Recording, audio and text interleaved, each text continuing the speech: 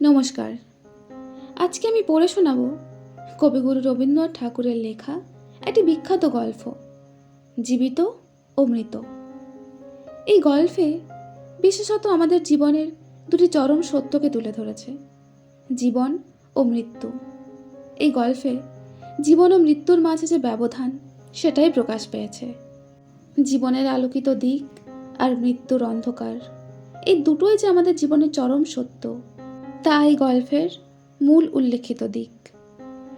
তো চলুন কথা না বাড়িয়ে শুরু করা যাক আমাদের আজকের গল্প, জীবিত ও মৃত।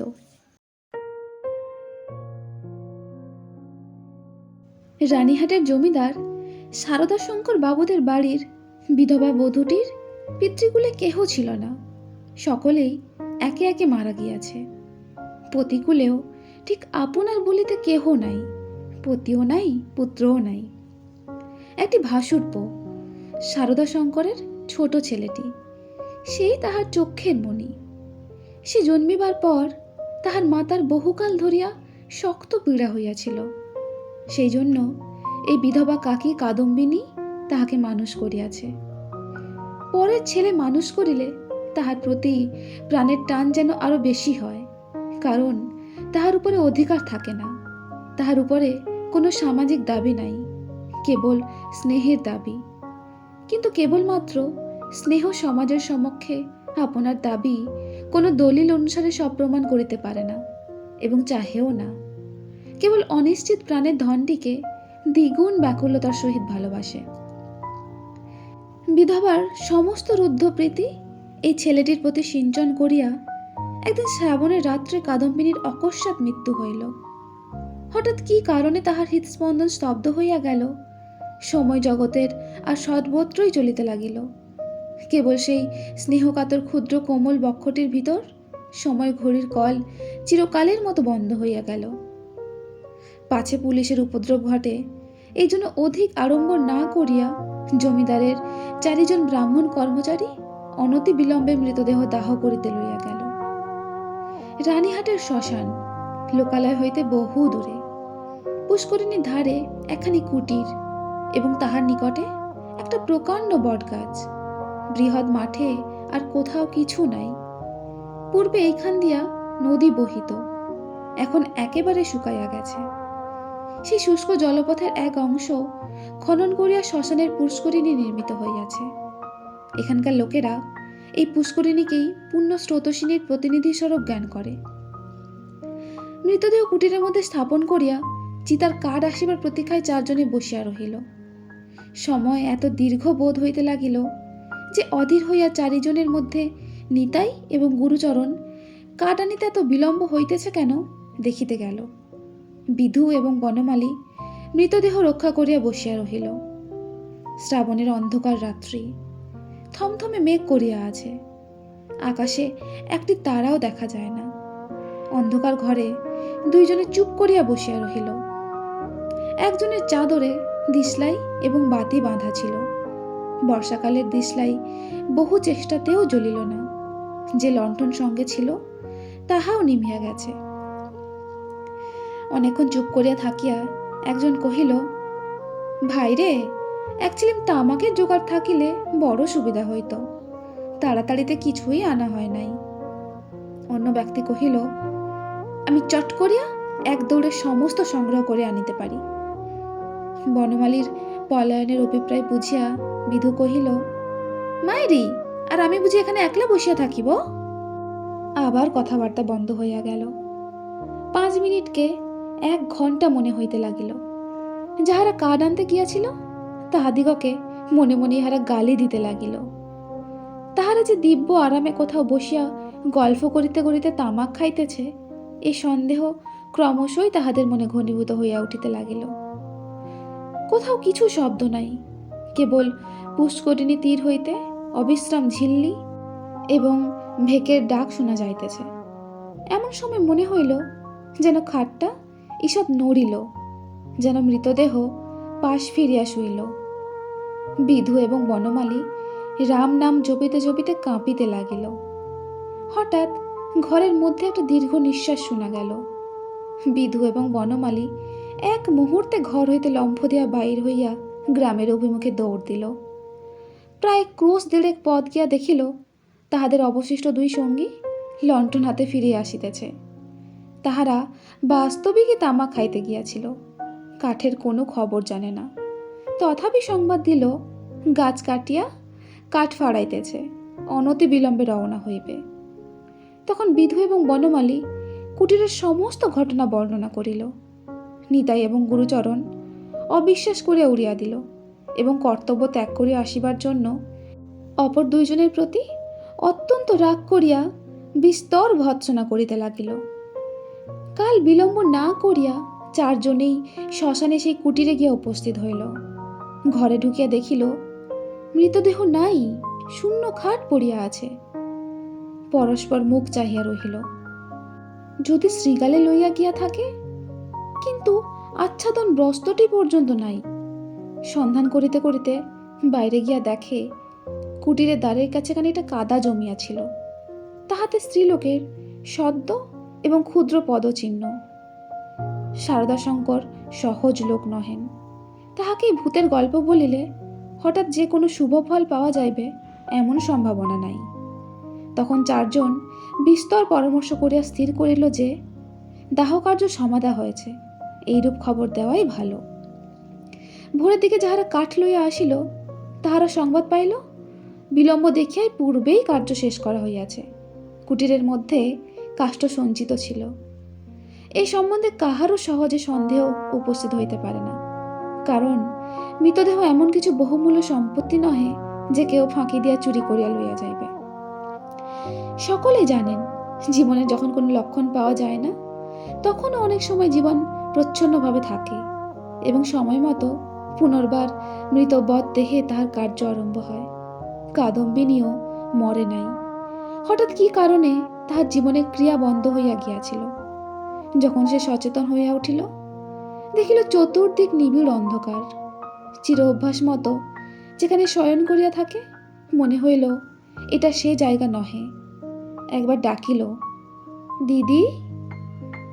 অন্ধকার ঘরে কেহ সাড়া দিল না। সবাই উঠিয়া বসিল। মনে পড়িল সে মৃত্যুশয্যার কথা।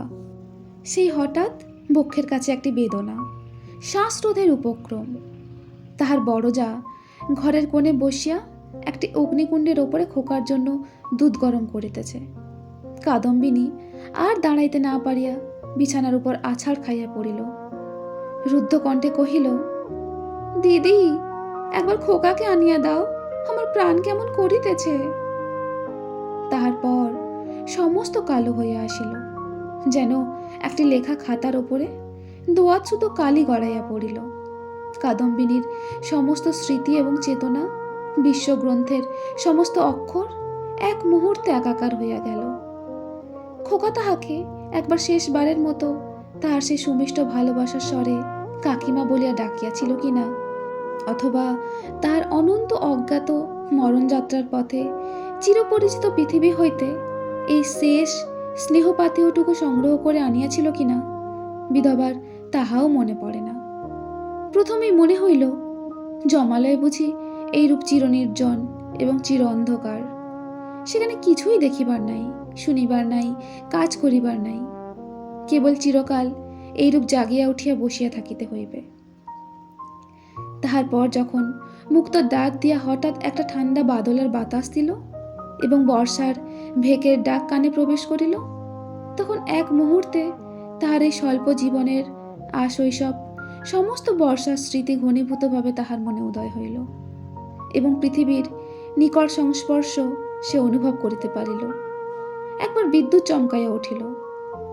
সম্মুখে পুষ্করিণী, বটগাছ, বৃহৎ মাঠ এবং সুদূর তরুশ্রেণী এক পলকে চোখে পড়িল। মনে পড়িল মাঝে মাঝে পুণ্যতিথি উপলক্ষে এই পুষ্করিণীতে আসিয়া স্নান করিয়াছে, এবং মনে পড়িল সেই সময় এই শ্মশানে মৃতদেহ দেখিয়া মৃত্যুকে কি ভয়ানক মনে হইত। প্রথমে মনে হইল বাড়ি ফিরিয়া যাইতে হইবে, কিন্তু তখনই ভাবিল আমি তো বাঁচিয়া নাই, আমাকে বাড়িতে লইবে কেন? সেখানে যে অমঙ্গল হইবে। জীবরাজ্য হইতে আমি যে নির্বাসিত হইয়া আসিয়াছি, আমি যে আমার প্রেতাত্মা, তাই যদি না হইবে, তবে সেই অর্ধরাত্রে সারদা শঙ্করের সুরক্ষিত অন্তঃপুর হইতে এই দুর্গম শ্মশানে আসিল কেমন করিয়া? এখনো যদি তার অন্ত্যেষ্টিক্রিয়া শেষ না হইয়া থাকে, তবে দাহ করিবার লোকজন গেল কোথায়? সারদা শঙ্করের আলোকিত গৃহে তাহার মৃত্যুর শেষ মুহূর্ত মনে পড়িল। তাহার পরের এই বহু দূরবর্তী জনশূন্য অন্ধকার শ্মশানের মধ্যে আপনাকে একাকিনী দেখিয়া সে জানিল, আমি এই পৃথিবীর জনসমাজের আর কেহ নহি। আমি অতি ভীষণ অকল্যাণকারিণী। আমি আমার প্রেতাত্মা। এই কথা মনে উদয় হইবা মাত্রই তাহার মনে হইল, তাহার চতুর্দিক হইতে বিশ্ব নিয়মের সমস্ত বন্ধন যেন ছিন্ন হইয়া গিয়াছে। যেন তাহার অদ্ভুত শক্তি, অসীম স্বাধীনতা, যেখানে ইচ্ছা যাইতে পারে, যাহা ইচ্ছা করিতে পারে। এই অভূতপূর্ব নতুন ভাবের আবির্ভাবে সে উন্মত্তের মতো হইয়া হঠাৎ একটা দমকা বাতাসের মতো ঘর হইতে বাহির হইয়া অন্ধকার শ্মশানের উপর দিয়া চলিল। মনে লজ্জা, ভয়, ভাবনার লেশ মাত্র রহিল না। চলিতে চলিতে চরণ শ্রান্ত, দেহ দুর্বল হইয়া আসিতে লাগিল। মাঠের পর মাঠ, আর শেষ হয় না। মাঝে মাঝে ধান্য ক্ষেত্র, কোথাও বা এক হাঁটুর জল দাঁড়াইয়া আছে। যখন ভোরের আলো অল্প অল্প দেখা দিয়াছে, তখন অদূরে লোকালয়ের বাঁশঝাড় হইতে দুটো একটা পাখির ডাক শোনা গেল। তখন তাহার কেমন ভয় করিতে লাগিল। পৃথিবীর সহিত, জীবিত মনুষ্যের সহিত এখন তাহার কিরূপ নতুন সম্পর্ক দাঁড়াইয়াছে সে কিছু জানে না। যতক্ষণ মাঠে ছিল, শ্মশানে ছিল, শ্রাবণ রজনীর অন্ধকারের মধ্যে ছিল, ততক্ষণ সে যেন নির্ভয় ছিল, যেন আপন রাজ্যে ছিল। দিনের আলোকে লোকালয় তাহার পক্ষে অতি ভয়ঙ্কর স্থান বলিয়া বোধ হইল। মানুষ ভূতকে ভয় করে, ভূতও মানুষকে ভয় করে। মৃত্যু নদীর দুই পারে দুইজনের বাস। কাপড়ে কাদা মাখিয়া অদ্ভুত ভাবের বসে ও রাত্রি জাগরণের পাগলের মতো হইয়া কাদম্বিনীর যেরূপ চেহারা হইয়াছিল, তাহাতে মানুষ তাহাকে দেখিয়া ভয় পাইতে পারিত, এবং ছেলেরা বোধ হয় দূরে পলাইয়া গিয়া তাহাকে ঢেলা মারিত। সৌভাগ্যক্রমে একটি পথিক ভদ্রলোক তাকে সর্বপ্রথমে এই অবস্থায় দেখিতে পায়। সে আসিয়া কহিল, মা, তোমাকে ভদ্র কুলবধূ বলিয়া বোধ হইতেছে। তুমি এই অবস্থায় একলা পথে কোথায় চলিয়াছ? কাদম্বিনী প্রথমে কোনো উত্তর না দিয়া তাকাইয়া রহিল। হঠাৎ কিছুই ভাবিয়া পাইল না। সে যে সংসারের মধ্যে আছে, তাহাকে যে ভদ্রকুলবধূর মতো দেখাইতেছে, গ্রামের পথে পথিক তাহাকে যে প্রশ্ন জিজ্ঞাসা করিতেছে, এই সমস্তই তাহার কাছে অভাবনীয় বলিয়া বোধ হইল। পথিক তাহাকে পুনশ্চ কহিল, চলো মা, আমি তোমাকে ঘরে পৌঁছাইয়া দিই। তোমার বাড়ি কোথায় আমাকে বলো। কাদম্বিনী চিন্তা করিতে লাগিল। শ্বশুরবাড়ি ফিরিবার কথা মনে স্থান দেওয়া যায় না, বাপের বাড়ি তো নাই। তখন ছেলেবেলার সইকে মনে পড়িল। সই যোগমায়ার সহিত যদিও ছেলেবেলা হইতেই বিচ্ছেদ, তথাপি মাঝে মাঝে চিঠিপত্র চলে। এক এক সময় রীতিমতো ভালোবাসার লড়াই চলিতে থাকে। কাদম্বিনী জানাইতে চাহে ভালোবাসা তাহার দিকেই প্রবল। যোগমায়া জানাইতে চাহে কাদম্বিনী তাহার ভালোবাসার যথোপযুক্ত প্রতিদান দেয় না। কোনো সুযোগে একবার উভয়ের মিলন হইতে পারিলে যে এক দণ্ড কেহ কাহাকে চোখের আড়াল করিতে পারিবে না, এ বিষয়ে কোনো পক্ষেরই কোনো সন্দেহ ছিল না। কাদম্বিনী ভদ্রলোকটিকে কহিল, নিশিন্দাপুর শ্রীপতি চরণবাবুর বাড়ি যাইব। পথিক কলিকাতা যাইতেছিলেন। নিশিন্দাপুর যদিও নিকটবর্তী নহে, তথাপি তাহার গম্যপথেই পড়ে। তিনি স্বয়ং বন্দোবস্ত করিয়া কাদম্বিনীকে শ্রীপতি চরণবাবুর বাড়ি পৌঁছাইয়া দিলেন। দুই সইয়ের মিলন হইল। প্রথমে চিনিতে একটু বিলম্ব হইয়াছিল, তাহার পরে বাল্য সাদৃশ্য উভয়ের চক্ষে ক্রমশই পরিস্ফুট হইয়া উঠিল।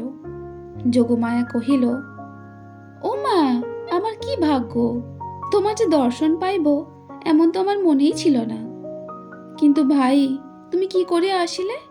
তোমার শ্বশুরবাড়ির লোকেরা যে তোমাকে ছাড়িয়া দিল? কাদম্বিনী চুপ করিয়া রহিল। অবশেষে কহিল, ভাই, শ্বশুরবাড়ির কথা আমাকে জিজ্ঞাসা করিও না। আমাকে দাসীর মতো বাড়ির এক প্রান্তে স্থান দিও, আমি তোমাদের কাজ করিয়া দেব। যোগমায়া কহিল, ও মা, সে কি কথা? দাসীর মতো থাকিবে কেন? তুমি আমার সই, তুমি আমার ইত্যাদি। এমন সময় শ্রীপতি ঘরে প্রবেশ করিল। কাদম্বিনী খানিকক্ষণ তাহার মুখের দিকে তাকাইয়া ধীরে ধীরে ঘর হইতে বাহির হইয়া গেল। মাথায় কাপড় দেওয়া বা কোনরূপ সংকোচ বা সম্ভ্রমের লক্ষণ দেখা গেল না। পাছে তাহার সইয়ের বিরুদ্ধে শ্রীপতি কিছু মনে করে, এই জন্য ব্যস্ত হইয়া যোগমায়া নানা রূপে তাহাকে বুঝাইতে আরম্ভ করিল। কিন্তু এত অল্প বুঝাইতে হইল এবং শ্রীপতি এত সহজে যোগমায়ার সমস্ত প্রস্তাবে অনুমোদন করিল যে যোগমায়া মনে মনে বিশেষ সন্তুষ্ট হইল না। কাদম্বিনী সইয়ের বাড়িতে আসিল, কিন্তু সইয়ের সঙ্গে মিশিতে পারিল না। মাঝে মৃত্যুর ব্যবধান। আত্মসম্বন্ধে সর্বদা একটা সন্দেহ এবং চেতনা থাকিলে পরের সঙ্গে মেলা যায় না। কাদম্বিনী যোগমায়ের মুখের দিকে চায় এবং কি যেন ভাবে, মনে করে স্বামী এবং ঘরকন্যা লইয়া ও যেন বহু দূরে আর এক জগতে আছে। স্নেহ, মমতা এবং সমস্ত কর্তব্য লইয়া ও যেন পৃথিবীর লোক, আর আমি যেন শূন্য ছায়া। ও যেন অস্তিত্বের দেশে, আর আমি যেন অনন্তের মধ্যে। যোগমায়ারও কেমন কেমন লাগিত, কিছুই বুঝিতে পারিত না। স্ত্রীলোক রহস্য সহ্য করিতে পারে না, কারণ অনিশ্চিতকে লইয়া কবিত্ব করা যায়, বীরত্ব করা যায়, পাণ্ডিত্য করা যায়, কিন্তু ঘরকন্যা করা যায় না। এই জন্য স্ত্রীলোক যেটা বুঝিতে পারে না, হয় সেটার অস্তিত্ব বিলোপ করিয়া তাহার সহিত কোনো সম্পর্ক রাখে না, নয় তাহাকে স্বহস্তে নতুন মূর্তি দিয়া নিজের ব্যবহারযোগ্য একটি সামগ্রী গড়িয়া তোলে। যদি দুয়ের কোনোটাই না পারে, তবে তাহার উপর ভারী রাগ করিতে থাকে। কাদম্বিনী যতই দুর্বোধ হইয়া উঠিল, যোগমায়া তাহার উপর ততই রাগ করিতে লাগিল। ভাবিল, এ কি উপদ্রব স্কন্ধের ওপর চাপিল। আবার আরও এক বিপদ, কাদম্বিনীর আপনাকে আপনি ভয় করে। সে নিজের কাজ হইতে নিজে কিছুতেই পলাইতে পারে না। যাহাদের ভূতের ভয় আছে, তাহারা আপনার পশ্চাৎ দিগকে ভয় করে। যেখানে দৃষ্টি রাখিতে পারে না, সেখানেই ভয়। কিন্তু কাদম্বিনীর আপনার মধ্যে সর্বাপেক্ষা বেশি ভয়, বাহিরে তাহার ভয় নাই। এই জন্য বিজন দ্বীপ্রহরে সে একা ঘরে এক একদিন চিৎকার করিয়া উঠিত, এবং সন্ধেবেলায় দীপ আলোকে আপনার ছায়া দেখিলে তাহার গা ছমছম করিতে থাকিত। তাহার এই ভয় দেখিয়া বাড়ির শুদ্ধ লোকের মনে কেমন একটা ভয় জন্মিয়া গেল। চাকর দাসীরা এবং যোগমায়াও যখন তখন যেখানে সেখানে ভূত দেখিতে আরম্ভ করিল। একদিন এমন হইল, কাদম্বিনী অর্ধরাত্রে আপন শয়ন গৃহ হইতে কাঁদিয়া বাহির হইয়া একেবারে যোগমায়ার গৃহদ্বারে আসিয়া কহিল, দিদি, দিদি, তোমার দুটি পায়ে পড়ি গো, আমায় একলা ফেলিয়া রাখিও না। যোগমায়া যেমন ভয়ও পাইল, তেমনি রাগও হল। ইচ্ছা করিল সেই মুহূর্তেই কাদম্বিনীকে দূর করিয়া দেয়। দয়া পরবশ শ্রীপতি অনেক চেষ্টায় তাহাকে ঠান্ডা করিয়া পার্শ্ববর্তী গৃহে স্থান দিল। পরদিন অসময় অন্তঃপুরে শ্রীপতির তলব হইল। যোগমায়া তাহাকে অকস্মাৎ ভর্ৎসনা করিতে আরম্ভ করিল। হ্যাঁ গা, তুমি কেমন ধারা লোক! একজন মেয়ে মানুষ আপন শ্বশুরঘর ছাড়িয়া তোমার ঘরে আসিয়া অধিষ্ঠান হইল, মাস খানেক হইয়া গেল, তবু যাইবার নাম করে না। আর তোমার মুখে একটি আপত্তি মাত্র শুনি না। তোমার মনের ভাবটা কি বুঝাইয়া বলো দেখি। তোমরা পুরুষ মানুষ এমনি জাতই বটে। বাস্তবিক সাধারণ স্ত্রী জাতির পরে পুরুষ মানুষের একটা নির্বিচার পক্ষপাত আছে, এবং সেজন্য স্ত্রী লোকেরাই তাহাদিগকে অধিক অপরাধী করে। নিঃসহায় অথচ সুন্দরী কাদম্বিনীর প্রতি শ্রীপতির করুণা যে যথোচিত মাত্রার চেয়ে কিঞ্চিত অধিক ছিল, তাহার বিরুদ্ধে তিনি যোগমায়ের গাত্র স্পর্শপূর্বক শপথ করিতে উদ্যত হলেও তাহার ব্যবহারে তাহার প্রমাণ পাওয়া যাইত। তিনি মনে করিতেন, নিশ্চয়ই শ্বশুরবাড়ির লোকেরা এই পুত্রহীনা বিধবার প্রতি অন্যায় অত্যাচার করিত, তাই নিতান্ত সহ্য করিতে না পারিয়া পলাইয়া কাদম্বিনী আমার আশ্রয় লইয়াছে। যখন ইহার বাপ মা কেহ নাই, তখন আমি ইহাকে কি করিয়া ত্যাগ করি। এই বলিয়া তিনি কোনো রূপ সন্ধান লইতে ক্ষান্ত ছিলেন এবং কাদম্বিনীকেও এই অপ্রীতিকর বিষয় প্রশ্ন করিয়া ব্যথিত করিতে তাহার প্রবৃত্তি হইত না। তখন তাহার স্ত্রী তাহার অসার কর্তব্য বুদ্ধিতে নানা প্রকার আঘাত দিতে লাগিল। কাদম্বিনীর শ্বশুরবাড়িতে খবর দেওয়া যে তাহার গৃহের শান্তি রক্ষার পক্ষে একান্ত আবশ্যক, তাহা তিনি বেশ বুঝিতে পারিলেন। অবশেষে স্থির করিলেন, হঠাৎ চিঠি লিখিয়া বসিলে ভালো ফল নাও হইতে পারে। অতএব রানীহাটে তিনি নিজে গিয়া সন্ধান লইয়া যাহা কর্তব্য তাহা স্থির করিবেন। শ্রীপতি তো গেলেন।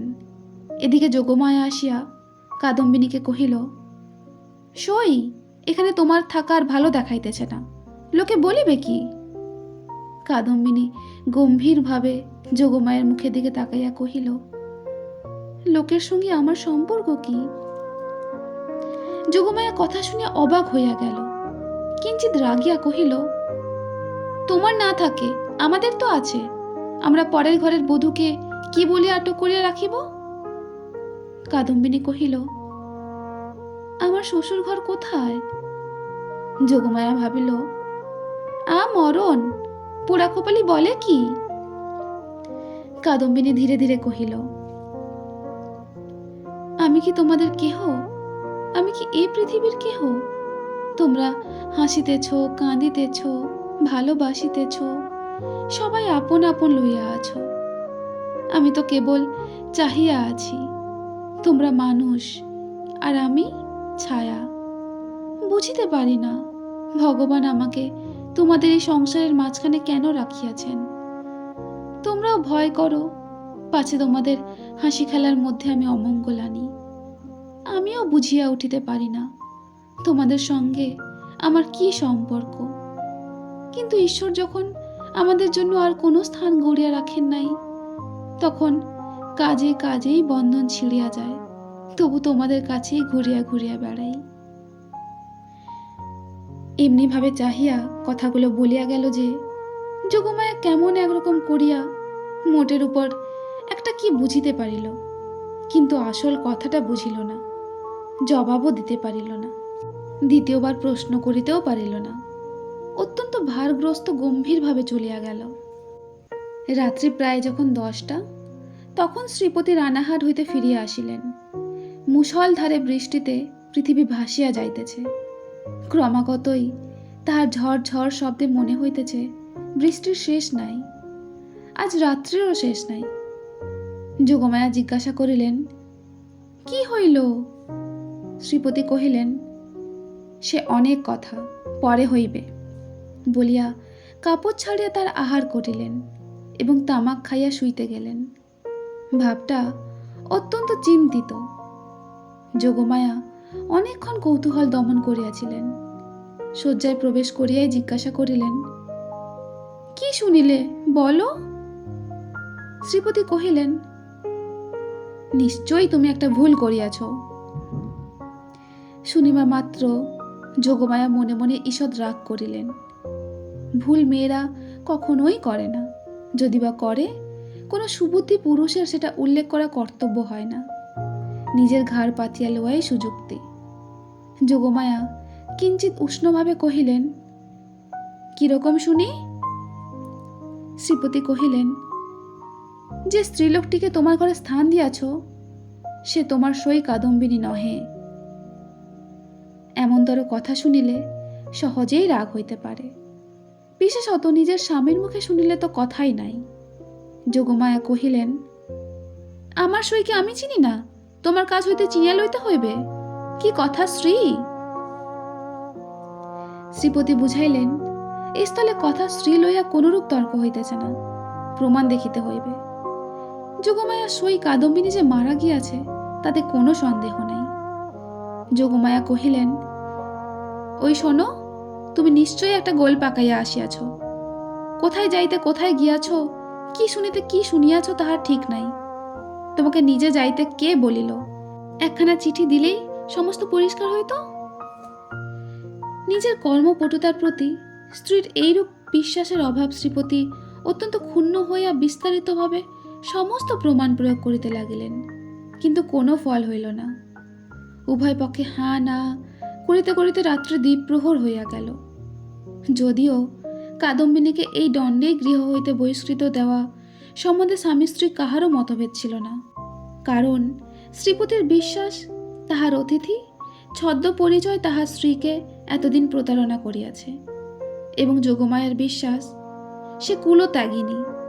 তথাপি উপস্থিত তর্কটা সম্বন্ধে উভয়ের কেহই হার মানিতে চাহেন না।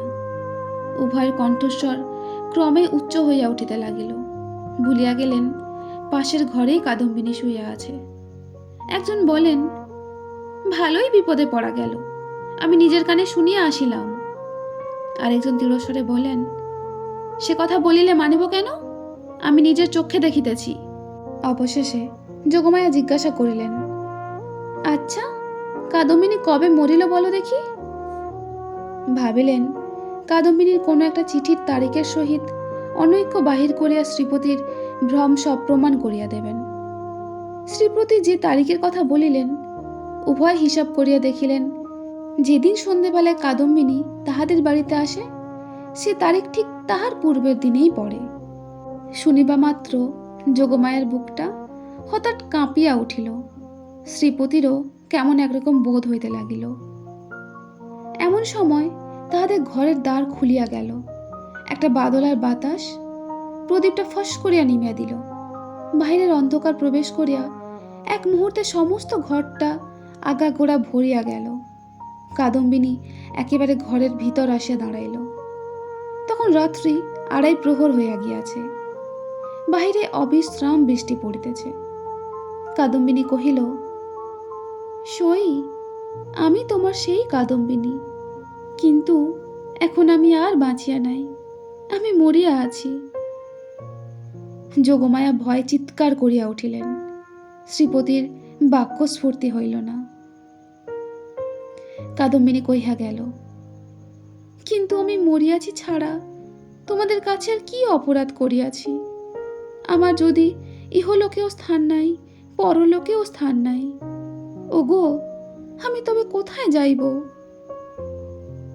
তীব্র কণ্ঠে চিৎকার করিয়া যেন এই গভীর বর্ষা নিশীথে সুপ্ত বিধাতাকে জাগ্রত করিয়া জিজ্ঞাসা করিল, ওগো, আমি তবে কোথায় যাইব?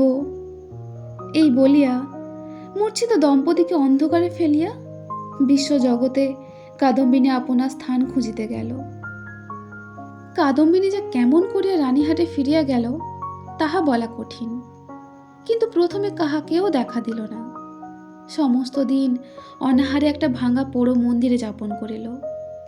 বর্ষার অকাল সন্ধ্যা যখন অত্যন্ত ঘন হয়ে আসিল এবং আসন্ন দুর্যোগের আশঙ্কায় গ্রামের লোকেরা ব্যস্ত হইয়া আপন আপন গৃহ আশ্রয় করিল, তখন কাদম্বিনী পথে বাহির হইল। শ্বশুরবাড়ির দ্বারে গিয়া একবার তাহার হৃৎকম্প উপস্থিত হইল, কিন্তু মস্ত ঘোমটাটা টানিয়া যখন ভিতরে প্রবেশ করিল, দাসী ভ্রমে দাঁড়িরা কোনো রূপ বাধা দিল না। এমন সময় বৃষ্টি খুব চাপিয়া আসিল, বাতাসও বেগে বহিতে লাগিল। তখন বাড়ির গৃহিণী সারদা শঙ্করের স্ত্রী তাহার বিধবা ননদের সহিত তাস খেলিতেছিলেন। ঝি ছিল রান্নাঘরে, এবং পীড়িত খোকা জ্বরের উপশমে শয়ন গৃহে বিছানায় ঘুমাইতেছিল। কাদম্বিনী সকলের চক্ষু এড়াইয়া সেই ঘরে গিয়া প্রবেশ করিল। সে যে কি ভাবিয়া শ্বশুর বাড়ি আসিয়াছিল জানি না, সে নিজেও জানে না। কেবল এইটুকু জানে যে একবার খোকাকে চোখে দেখিয়া যাইবার ইচ্ছা। তাহার পর কোথায় যাইবে, কি হইবে, সে কথা সে ভাবেও না। দীপালোকে দেখিল রুগন শীর্ণ খোকা হাট মুঠা করিয়া ঘুমাইয়া আছে। দেখিয়া উত্তপ্ত হৃদয় যেন তৃষাতুর হইয়া উঠিল। তাহার সমস্ত বালাই লইয়া তাহাকে একবার বুকে চাপিয়া না ধরিলে কি বাঁচা যায়? আর তাহার পর মনে পড়িল, আমি নাই, ইহাকে দেখিবার কে আছে? ইহার মা সঙ্গ ভালোবাসে, গল্প ভালোবাসে, খেলা ভালোবাসে। এতদিন আমার হাতে ভাত দিয়াই সে নিশ্চিত ছিল। কখনো তাহাকে ছেলে মানুষ করিবার কোনো দায় পোহাইতে হয় নাই। আজ ইহাকে কে তেমন করিয়া যত্ন করিবে? এমন সময় খোকা হঠাৎ পাশ ফিরিয়া অর্ধনিদ্রিত অবস্থায় বলিয়া উঠিল, কাকিমা, জল দে। আহা, মরিয়া যাই, সোনা আমার, তোর কাকিমাকে এখনো ভুলিস নাই? তাড়াতাড়ি কুঁজো হইতে জল গড়িয়া লইয়া খোকাকে বুকের উপর তুলিয়া কাদম্বিনী তাহাকে জল পান করাইল। যতক্ষণ ঘুমের ঘোর ছিল, চির অভ্যাস মতো কাকিমার হাত হইতে জল খাইতে খোকার কিছুই আশ্চর্য বোধ হইল না। অবশেষে কাদম্বিনী যখন বহুকালের আকাঙ্ক্ষা মিটাইয়া তার মুখচুম্বন করিয়া তাহাকে আবার শুইয়া দিল, তখন তার ঘুম ভাঙিয়া গেল এবং কাকিমাকে জড়াইয়া ধরিয়া জিজ্ঞাসা করিল, কাকিমা, তুই মরে গিয়েছিলি? কাকিমা কহিল, হ্যাঁ খোকা। তুই আবার খোকার কাছে ফিরে এসেছিস? আর তুই মরে যাবি নে তো? ইহার উত্তর দিবার পূর্বেই একটা গোল বাঁধিল। ঝি এক বাটি সাগু হাতে করিয়া ঘরে প্রবেশ করিয়াছিল। হঠাৎ বাটি ফেলিয়া মা গো বলিয়া আছাড় খাইয়া পড়িয়া গেল। চিৎকার শুনিয়া তাস ফেলিয়া গিন্নি ছুটিয়া আসিলেন। ঘরে ঢুকিতেই তিনি একেবারে কাঠের মতো হইয়া গেলেন। পলাইতেও পারিলেন না, মুখ দিয়ে একটা কথাও সরিল না। এই সকল ব্যাপার দেখিয়া খোকার মনেও ভয় সঞ্চার হইয়া উঠিল। সে কাঁদিয়া উঠিয়া বলিল, কাকিমা, তুই যা। কাদম্বিনী অনেকদিন পরে আজ অনুভব করিয়াছে যে সে মরে নাই। সেই পুরাতন ঘরদ্বার, সেই সমস্ত, সেই খোকা, সেই স্নেহ তাহার পক্ষে সমান জীবন্তভাবেই আছে। মধ্যে কোনো বিচ্ছেদ, কোনো ব্যবধান জন্মায় নাই। সইয়ের বাড়ি গিয়া অনুভব করিয়াছিল বাল্যকালের সে সই মরিয়া গিয়াছে। খোকার ঘরে আসিয়া বুঝিতে পারিল খোকার কাকিমা তো এক তিলও মরে নাই। ব্যাকুলভাবে কহিল, দিদি, তোমরা আমাকে দেখিয়া কেন ভয় পাইতেছ? এই দেখো, আমি তোমাদের সেই তেমনই আছি। গিন্নি আর দাঁড়াইয়া থাকিতে পারিলেন না, মূর্ছিত হইয়া পড়িয়া গেলেন। ভগ্নীর কাছে সংবাদ পাইয়া শারদাশঙ্কর বাবু স্বয়ং অন্তঃপুরে আসিয়া উপস্থিত হইলেন। তিনি জোর হস্তে কাদম্বিনীকে কহিলেন, ছোট বৌমা, এই কি তোমার উচিত হয়? সতীশ আমার বংশের একমাত্র ছেলে, উহার প্রতি তুমি কেন দৃষ্টি দিতেছ? আমরা কি তোমার পর? তুমি যাওয়ার পর হইতে ও প্রতিদিন শুকাইয়া যাইতেছে। উহার ব্যামো আর ছাড়ে না। দিনরাত কেবল কাকিমা কাকিমা করে। যখন সংসার হইতে বিদায় লইয়াছ, তখন এই মায়াবন্ধন ছিঁড়িয়া যাও, আমরা তোমার যথোচিত সৎকার করিব। তখন কাদম্বিনী আর সহিতে পারিল না, তীব্র কণ্ঠে বলিয়া উঠিল, ও গো, আমি মরি নাই গো, আমি মরি নাই। আমি কেমন করিয়া তোমাদের বুঝাইব? আমি মরি নাই, এই দেখো, আমি বাঁচিয়া আছি। বলিয়া কাঁসার বাটিটা ভূমি হইতে তুলিয়া কপালে আঘাত করিতে লাগিল। কপাল ফাটিয়া রক্ত বাহির হইতে লাগিল। তখন বলিল, এই দেখো, আমি বাঁচিয়া আছি। শারদাশঙ্কর মূর্তির মতো দাঁড়াইয়া রহিলেন। খোকা ভয় বাবাকে ডাকিতে লাগিল। দুই মূর্ছিতা রমণী মাটিতে পড়িয়া রহিল। তখন কাদম্বিনী, ও গো, আমি মরি নাই গো, মরি নাই গো, আমি মরি নাই বলিয়া চিৎকার করিয়া ঘর হইতে বাহির হইয়া সিঁড়ি বাইহা নামিয়া অন্তঃপুরের পুষ্করিণীর জলের মধ্যে গিয়া পড়িল। শারদাশঙ্কর উপরের ঘর হইতে শুনিতে পাইলেন, ঝপাস করিয়া একটা শব্দ হইল। সমস্ত রাত্রে বৃষ্টি পড়িতে লাগিল। তাহার পরদিন সকালেও বৃষ্টি পড়িতেছে, মধ্যাহ্নেও বৃষ্টির বিরাম নাই। কাদম্বিনী মরিয়া প্রমাণ করিল সে মরে নাই। এখানেই শেষ হচ্ছে আমাদের আজকের গল্প, রবীন্দ্রনাথ ঠাকুরের লেখা জীবিত ও মৃত। এই গল্পটি থেকে আমরা আপেক্ষিক জীবন ও মৃত্যুর মধ্যে যে ব্যবধান, ওইটা দেখতে পাচ্ছি। কিন্তু এর গভীরতা বুঝতে গেলে আমরা দেখতে পাবো যে এটা শুধু জীবন ও মৃত্যুর মধ্যে ব্যবধান নয়, এটা আমাদের রোজকার জীবনের একটা টুকরো সত্য, যেখানে আমরা বেঁচে থেকেও অনেক সময় সেটা উপলব্ধি করতে পারি না, বা সমাজটা আমাদের করতে দেয় না। একজন বিধবার জীবনের কষ্ট, অবহেলা, আবার অন্যদিকে তার হৃদয়ের স্নেহ, ভালোবাসা। এই গল্প থেকে আমরা এটাই শিক্ষা নিলাম যে জীবন ও মৃত্যু এই দুটোই আমাদের চরম সত্য, তাই কোনো কিছুর প্রতি মোহ রাখা উচিত নয়। তো আজ আমি এখানেই শেষ করছি আমাদের আজকের গল্প ও ছোট্ট সারমর্ম। আমি ভুলও হতে পারি। আপনাদের যদি অন্য কিছু মনে হয় তাহলে অবশ্যই আমাকে কমেন্টে জানাবেন, এবং গল্পটি আপনাদের কেমন লাগলো তাও জানাতে ভুলবেন না। আমি আসবো পরের দিন আরও একটি নতুন গল্প নিয়ে। ততক্ষণ সবাই ভালো থাকবেন, সুস্থ থাকবেন। ধন্যবাদ।